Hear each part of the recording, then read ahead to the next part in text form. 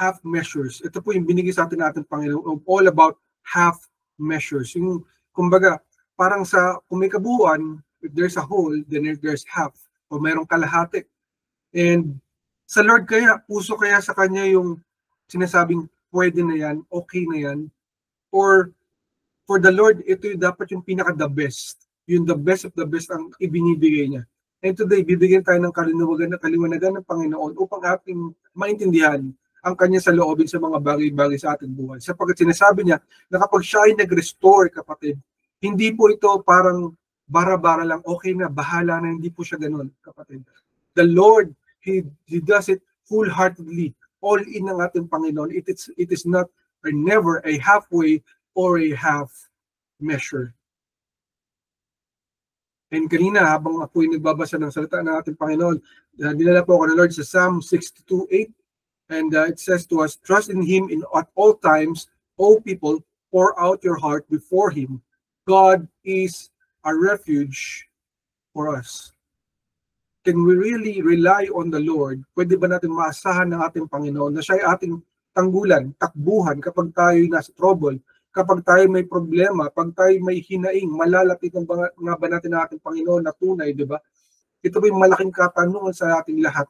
Sapagkat it's easy to hear, di ba, the word of the Lord that He says that He is our refuge in our day of trouble. But what if the trouble is already here? Can we rely on Him? Isa pa siyang matibay na tanggulan, isa ba siyang muog, isa ba siyang pader, isa ba siyang kastilyo na ating mapupuntahan na matatakbuhan, kapatid? It's a question for all of us. In Ephesians 3:20, God says to us in the ESV version, God says, now to Him who is able to do far more abundantly than all that we can ask or think, according to the power at work within us. So hindi po sinasabi ng Panginoon na yung kakayanan niya ay half-hearted lamang or half-measure lamang, kapatid, but more than abundant than all we can ask or think. Ano man yung kaya mong i-imagine, kapatid, ano man yung kaya mong isipin, masigit pa. Masigit pa, kapatid, yung kayang gawin ng Panginoon sa iyong buhay. Kasi pag tayo may pinagdadaanan, ang thinking natin ay ang nagdidictate ng ating situation ay yung problema, yung mismong sitwasyon. Pero God gives us that creativity. Because remember, kapatid, our God is a creator. Siya ang may gawa ng lahat ng bagay. So binigyan niya rin tayo ng kakayanan na mag-isip, to be creative in our minds, kapatid, in our souls. That when we look at God in our situation, that we should be creative. God can do this, God can do that. Eh sabi, ganito yung sitwasyon. What if ganyan, what if ganon? Kapatid, if even there is no way, God will make a way. Naintindihan ba natin, kapatid? Whatever is, it's a standard of the human being, di ba yung standard ng sangkatauhan, pag sa Panginoon, it doesn't matter yung standards. Because God can work around it, inside of it, or outside of it.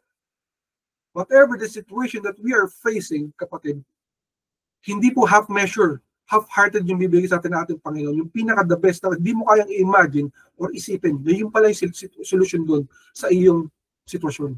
Naisip mo na ba yung, kapatid, naka-encounter ka ng problema na walang solusyon? Most of the time in our lives, makaka-encounter tayo ng mga ganung problema. Diba? Yung wala tayong laban, yung wala kang control, kapatid, yung wala kang magagawa. But it's only through God that you can survive. Because God is above all and everything that you can think of or imagine. So He's able to do far more abundantly sa kaya mong iisipin. So tandaan na mo, kapatid, ano man yung iyong hinaharap, ano man yung iyong finiface sa iyong buhay, kaya yun ng Panginoon. Higit pa sa iyong iisipin. And hindi niya yung bibigay sa iyo ng half-hearted. Na kapag siya yung restore niya yung sitwasyon mo sa iyong kalagayan, ay parang okay na. Ganun na lang. Ganun na lang ang gagawin ng ating Panginoon.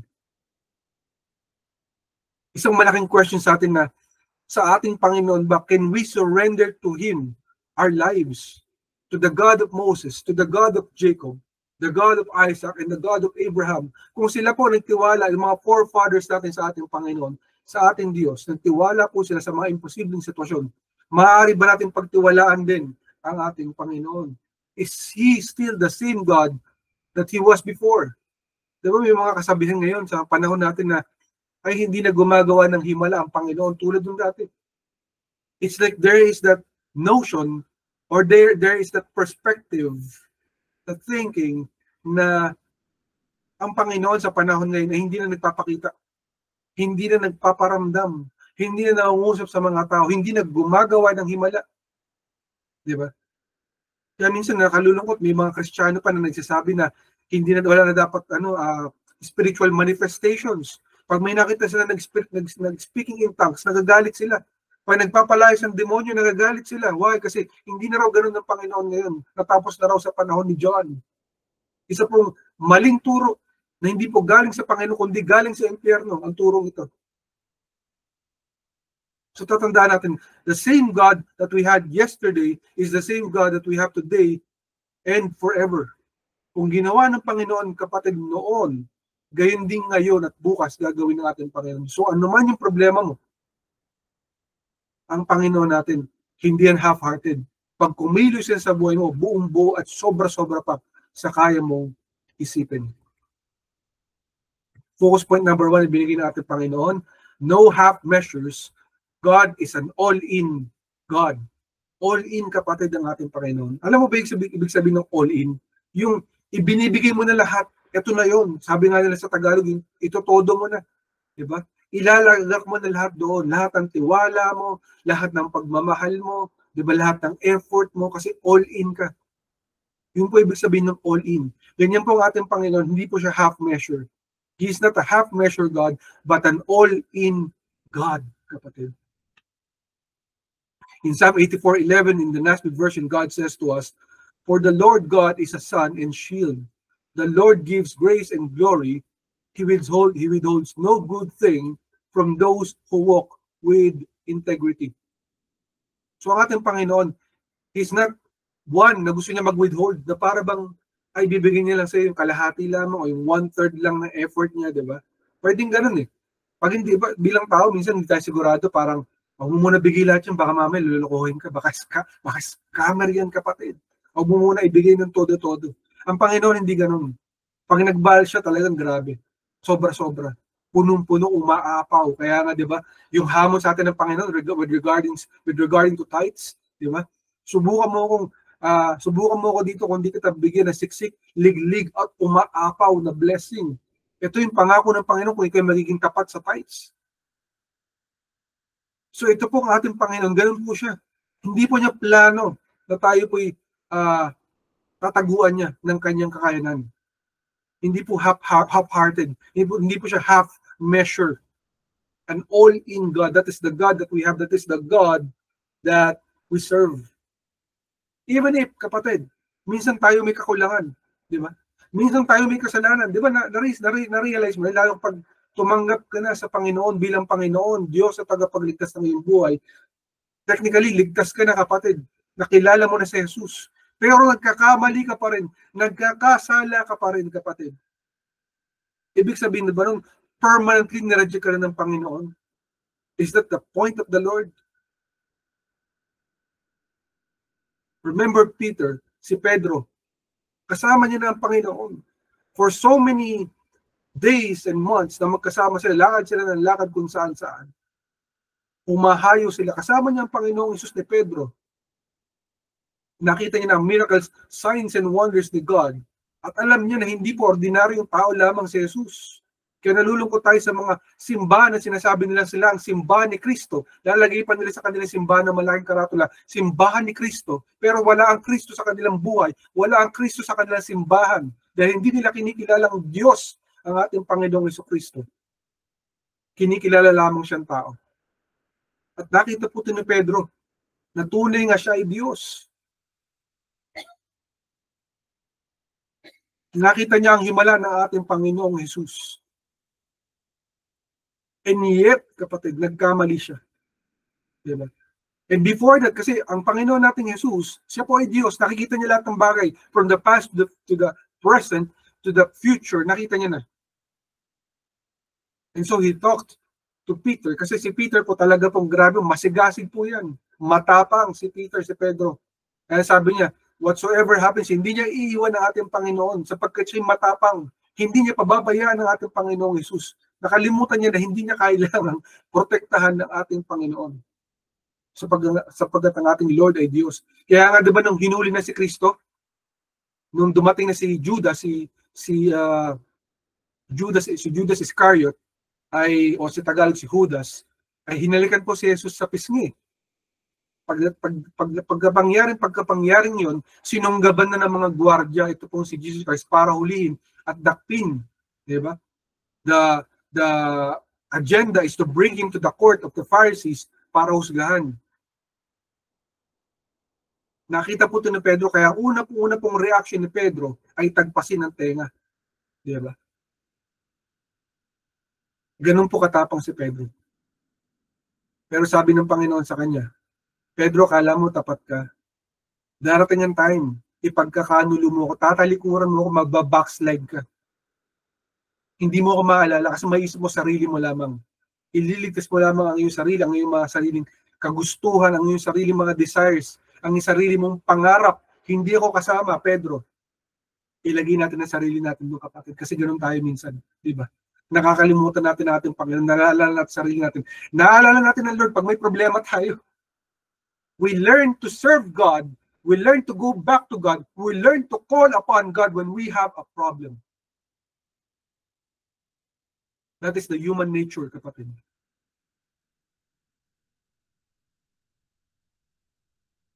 So ganun po nangyari kay Pedro. Akala niya talagang sobrang tapat siya sa Panginoon, pero nagkamali siya.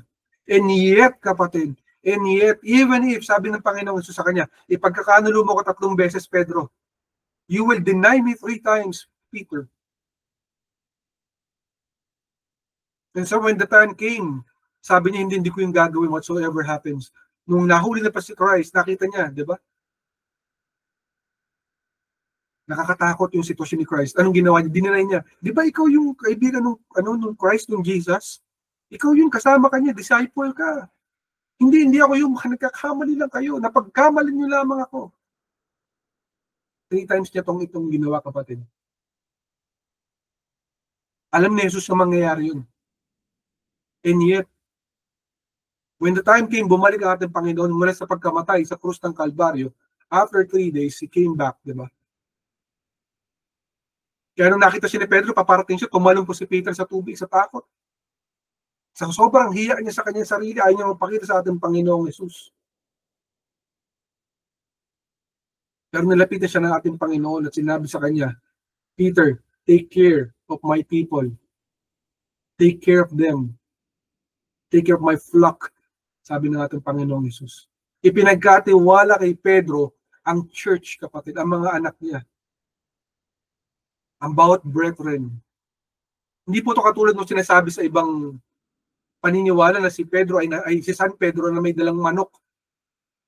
Dahil nga diba yung manok tumilaok, dala-dala niya yung manok, dinala sa langit. Siya na yung taga-welcome sa langit. Hindi po totoo yun. Wala po sa Biblia nun. But sa kanya po pinagkatiwala yung church kasi aalis po ang ating Panginoong Jesus. So he was entrusted. Even if, kapatid, makasalanan si Pedro, even if pinagkanulo niya, dininay niya ang ating Panginoon, in the same way with all of us, kapatid, God is not half-hearted. God is not doing half measure for all of us, even if marami tayong pagkukulang. Hello? How about us? How about ikaw, kapatid? Half measure ka ba sa Panginoon? O baka 1/3 lang? O baka 1/16 lang ang kaya mong bigay sa Panginoon na effort? O baka less than 1/16 pa? To the second kumbaga sa oras, wala kang bibigay sa Panginoon. Minuto, wala kang bibigay sa Panginoon. Yung segundo, galit ka pa nun sa Panginoon kasi nabawasan ka. Diba? Sa effort at sa time. Ganyan po ating Panginoon magmahal. Kahit alam niya na magkukulang at magkakamali at magkakasala si Pedro, pero alam niya yung puso ni Pedro babalik sa Panginoon. Alam ng Lord kung kanino nagbibilong ang puso ni Pedro sa ating Panginoong Jesus. So even if Peter was never trustworthy during that time, pinagtiwalaan ng Panginoon si Pedro. All in ang ating Panginoon kay Pedro. Para kay Pedro, babalik ka sa akin. Babalik ka sa akin, Pedro. Gagamitin kita ng iyong buhay. I will call upon you and I will use you for my glory. Gagamitin ng Panginoon si Pedro. Kaya din po tayong lahat mga kapatid. Gagamitin tayo ng Panginoon for His glory and His glory alone. Focus point number 2, God comes forth to save you from all of it. He will come to save you from all of it. Hindi po isang senaryo lamang or isang yugto lang ng buhay mo ang aayusin ng Panginoon. Hindi. Sinabi niya, from all of it. Whatever it is that you're going through, ililigtas ka ng Panginoon. No ifs, no whens, diba? No reasons or whatsoever.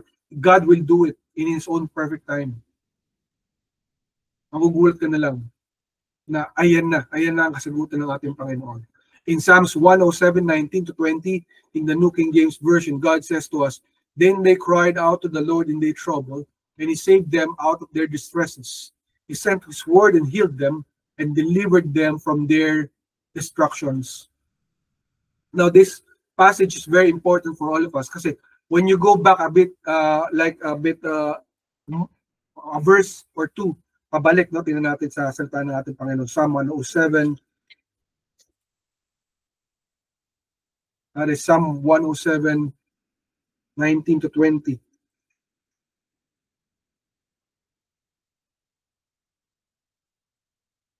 Sabi rito, some were fools through their sinful ways, and because of their iniquities, suffered affliction. So technically, marami po sa atin ang napaparusahan dahil sa ating mga kakulangan, dahil sa ating mga kasalanan. So we have to admit that we are people and we make mistakes. We sin against God at times. And sometimes yung resulta ng ating mga kasalanan, napapahamak tayo. Nandiyan naman natin yung kapatid. But God comes forth to save us from all of it, even if nagkasala tayo, even if nagkamali tayo, as long as you cry out to God. So sabi dito, they cried out to the Lord in their trouble. Tumawag ka, umiyak ka sa Lord.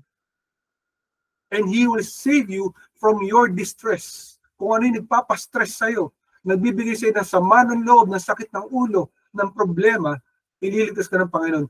He will send this word for you, and you will be healed. Gagaling ka sa iyong sakit. Malulutas ang iyong mga problema. And He will deliver you from destructions. Hindi po sinabi ng Lord na destruction lang. Destructions. Ibig sabihin, maraming nakapaninira sa ating buhay na sitwasyon. At lahat yun, ililigtas tayo ng Lord from all of it. Ganun po ang karakter ng ating Panginoon. Kaya nga si Hezekiah, di ba?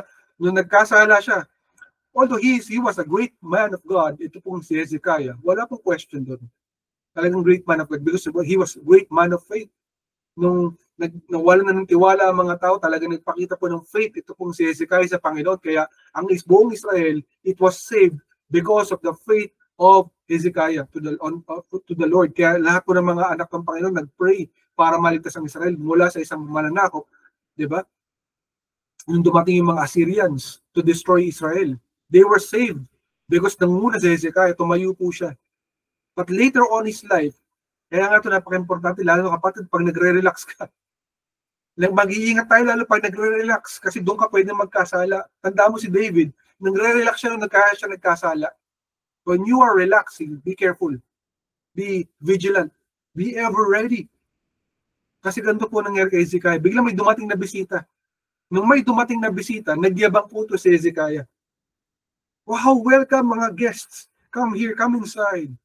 Tignan niyo lahat ng yaman ng buong Israel. Ito yung mga ginto namin. Ito yung mga diamante namin. Di ba? Napakayaman namin. Di ba? Ayun po nangyari. Nagyabang si Hezekiah. Natokso siyang magyabang. Kaya napaka-importante kapatid, we be careful.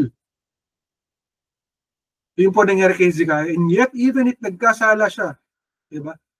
Hindi pa rin nakalimutan ng Panginoon itong si Hezekiah. Kasi nung dumating po yung prophet ng ating Panginoon, I believe it was Isaiah, dumating po at nag-warning sa kanya. The Lord has decided upon you in your life, sabi sa kanyang ganun, you will die.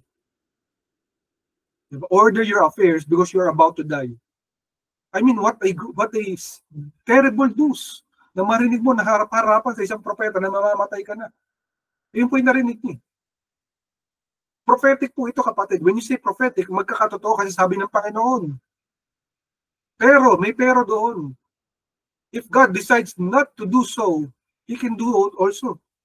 May karapatan ng Panginoon na siya mag-decide na hindi niya tuloy. Kaya ito pong si Hezekiah, sinurrender niya sarili sa ating Panginoon. Yun ang dapat natin gagawin. Kaya dito, di ba, you cry out to God. Even if kasalanan mo yan, you cry out to God. You surrender, kapatid. You surrender to Him everything because the God, the all-in God is the one that is for you. He is not half-hearted pag sinagot ka niya. Hindi po kalahati ang sagot ng ating Diyos para sa iyo at para sa atin. So, nung lumapit po ang haring si Hezekiah sa ating Panginoon, sabi niya, Lord, patawarin mo ako. And remember, oh God, sabi niya gano'n, yung mga times na naglingkod ako sa iyo, tinawag kita sa aking buhay. Remember me, oh God. Remember my effort to worship you, to praise you, oh God. I can only imagine ano-ano pa yung mga sinabi ni Hezekiah during that time. Kasi ang Bible po, hindi naman po lahat mababanggit doon, lahat ng sinabi, lahat ng mga nangyari. Just a small glimpse ng sitwasyon na nandoon sa Biblia. So I can only imagine ano po yung nangyayari between the lines ng mga pangyayari sa buhay ni Hezekiah. But what's important was he surrendered his life to God and he asked, Lord, please save me. Please save me, oh God. Remember my goodness to you. Remember that the things that I have done for you, oh God. Though I am not worthy, oh God, forgive me. But remember the things that I have done for your name, oh Lord. Kaya ito po, papalabas niya sa Isaiah pagkatapos niyang ibigay yung mensahe kay Hezekiah, palabas na siya. Biglang nangusap ang Lord kay Isaiah. Mapakabilis. Bumalik ka ron, Isaiah. Sabihin mo kay Hezekiah that I have heard his cries and prayer. Narinig ko ang kanyang iyak at panalangin. Go back and tell him that I will add 15 more years sa kanyang buhay. Impossible. But God is the God of the impossible in Luke 1:37. Kapatid, in our lifetime, there are times na parang imposible ang sitwasyon. We might think na parang pinabayaan na tayo, naiwan na tayo, wala nang mangyayari. But God is the God of the impossible. Tandaan natin, nataningan na ang buhay ni Hezekiah. And yet God had compassion upon the life of Hezekiah because he surrendered his life to God. He cried out to the Lord in his trouble. So kung ano man, kapatid, yung trouble na hinaharap mo today, cry out to God.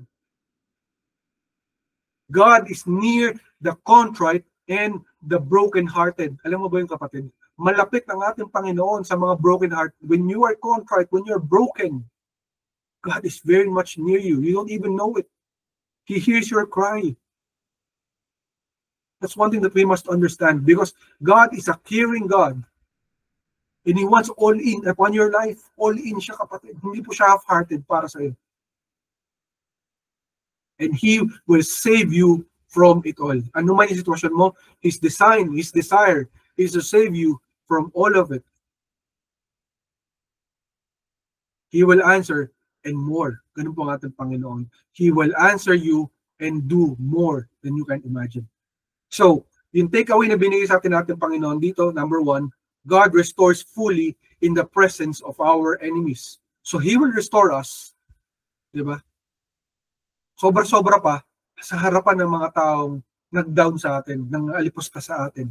Hindi ibig sabihin because we are treating them as enemies, but God knows sino yung ayaw sa atin at gusto tayong mapahamak. Alam ng Lord yun. Nakikita niya yun. At pangalawa, God will complete you. Alam ng Lord na may mga kakulangan tayo. Alam ng Lord na hindi tayo perfect. Kaya ka naging born again, hindi para maging, ibig sabihin ng pag naging born again ka, hindi ka na nagkakasala. Diba? Ay, wala nang blemish to, wala nang mancha to. Hindi. Ibig sabihin, unti-unti, diba? Nandun ka sa process ng pagbabago.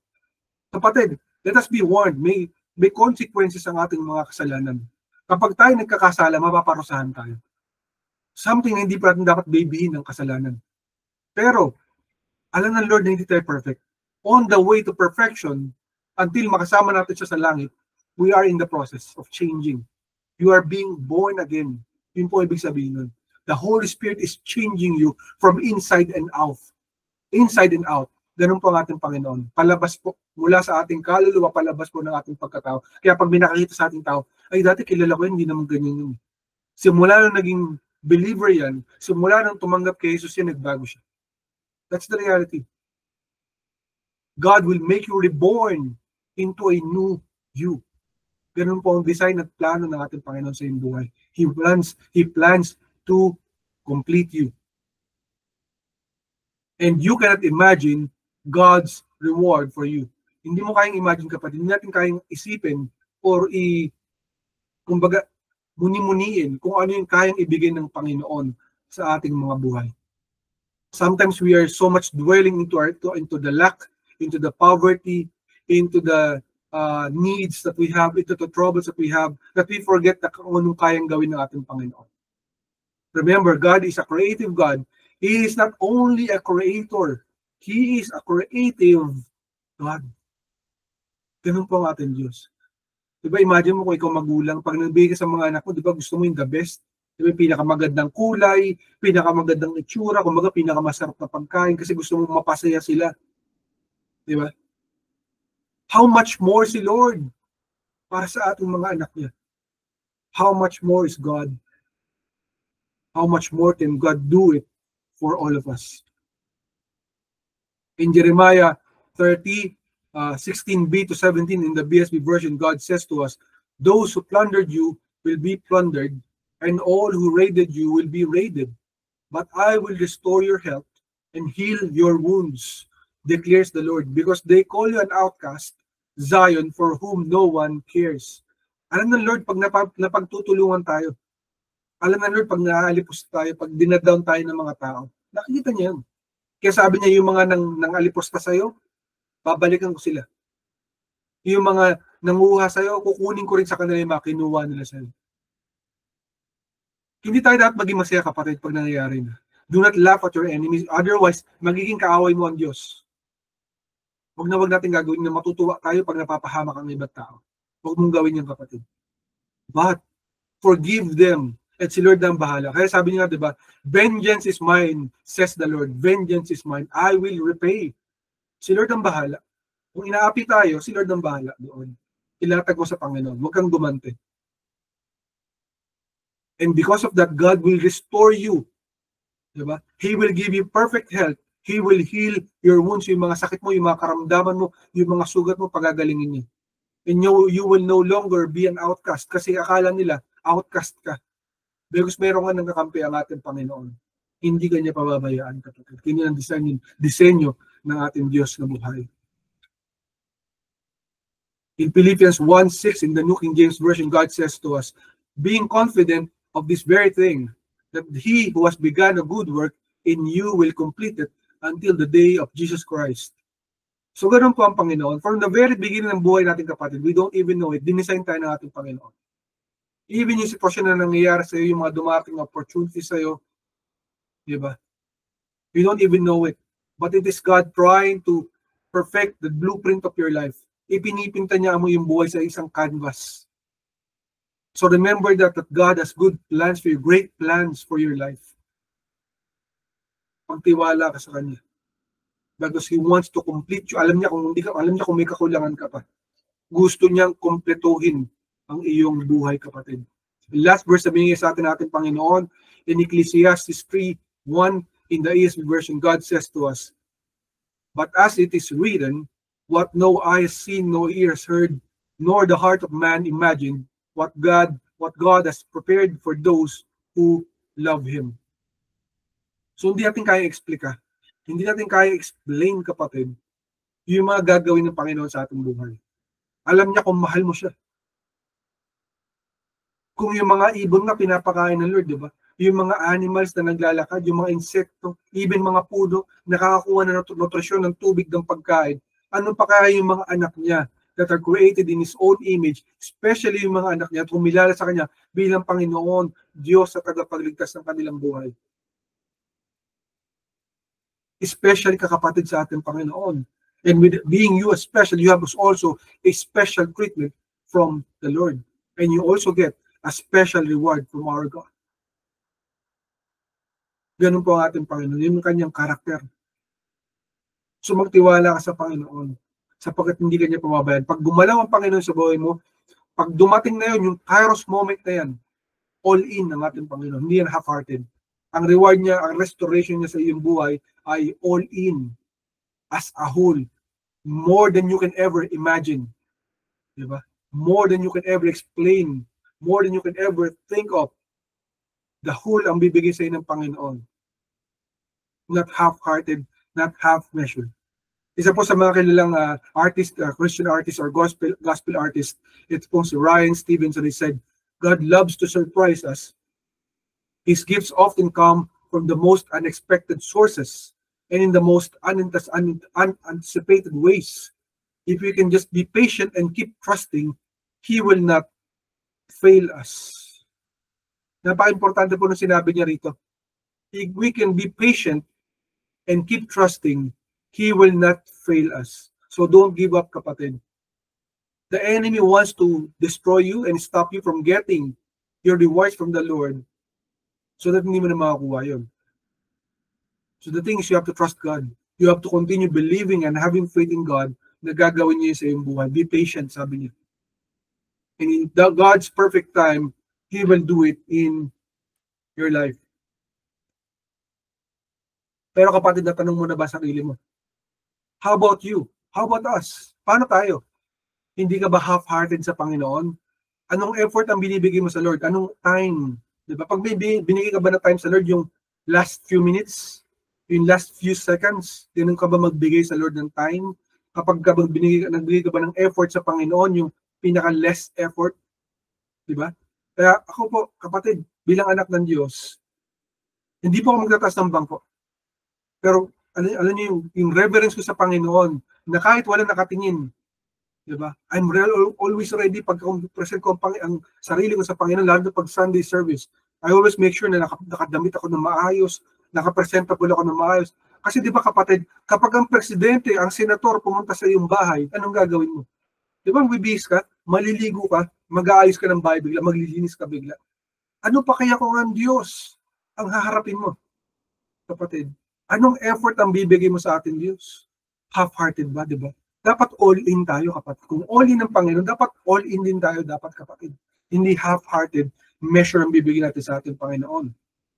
And ano man yung dinadanas mo, kapatid, remember to run to the Lord. Huwag ka na tumakbo sa kung sino-sino pa. Huwag ka na tumakbo sa kung ano-ano pa mga bagay-bagay. Kundi tumakbo ka sa ating Panginoon. Run to the Lord in all your troubles. For all your troubles, run to the Lord. Because He is always mighty to save. He is always mighty to save. Ano man yung dinadanas mo, ano man yung hinaharap mo, nandiyan niya ang ating Panginoon para iligtas tayo, para iligtas ka. Iligtas ako, kapatid. Iligtas tayong lahat. And He is a compassionate God. Alam ng Lord pag nagsasuffer tayo, nakikita niya lahat yun. Nararamdaman niya ang ating nararamdaman. Alam niya ang ating hinagpis, ang ating pighati. Nararamdaman niya, nakikita niya ng ating Panginoon. Because He is Jehovah El Roi, the God who sees. Kaya nga diba yung mga Israelites sa panahon ni Moses, when they cried out to God kasi they were made slaves ng mga Egyptians for so many years, they cried out to God. Kaya unang-unang sabi niya kay Moses, I heard the cries of the Israelites and I came to deliver them. I heard their cries. So narinig ng Panginoon ang ating mga iyak. Dapat alam mo yan, kapatid. Our God is the same God. He never changes. If He was a compassionate God before, if He is a God that does miracles before, He's the same God today. Kung hindi na siya half-hearted noon, ganoon din po siya, kapatid, ngayon. Hindi siya half-hearted ngayon. Diba? Ang ating Panginoon ay miracle worker today, yesterday, and forever. He made miracles before. Expect, kapatid, dapat ganoon ka pa rin. You still expect miracles, signs, and wonders upon your life. Huwag ka tumingin doon sa nakikita lang ng mga mata. Magtiwala ka sa Diyos that in His perfect time, you will see the miracle, signs, and wonders upon your life. Kapatid, ang ating Panginoon, He is the hope of the nations. And if He is the hope of the nations, then He is your greatest Savior. I mean, kung kaya ng Panginoon na iligtas sa mga bansa, ano pa kaya tayo bilang tao? Bilang simpleng tao? Kayang liligtas ng Panginoon ng mga bansa. Much, much more ang kanyang mga anak. You have to look at what God is able to do for you and for your life. And you might have a mountain today, you might have a mountain of a problem, but God can move that mountain. So speak to that mountain. Mountain, move in the mighty name of Jesus. Mountain, get out in the mighty name of Jesus. Mountain, be thrown out in the mighty name of Jesus. And God will answer, kapatid, and do miracle signs and wonders today in your life. Tanda mo, kapatid, si Lazarus. Best friend to ng ating Panginoon, kaibigan siya. Matalik na kaibigan ng ating Panginoong Jesus during his time. And when he was very, very sick, they were asking for him to come back, to pray for him, and so that he will be healed. But he did not come back yet. It took time, more than 3 days, technically 4 days, na bumalik po ang ating Panginoon. Kaya nang dumating siya, patay na. And to be declared dead in Israel during that time, kailangan 3 days or more. Kasi sa kanila, clinically dead ka na pag 3 days or more na hindi ka na bumangon or di ka na nagparamdam, nagsalita or something. Ibig sabihin, patay na yung tao. So to tell all of them that he was already dead, the fourth day siya bumalik ng ating Panginoong Jesus. Kaya sabi nila, Lord, kung dumating ka lang sana, mas maaga pa. Nakaligtas sana siya. Nabuhay pa sana siya. And the Lord was crying because nag-iiyakan sila. God felt the same. He was sad.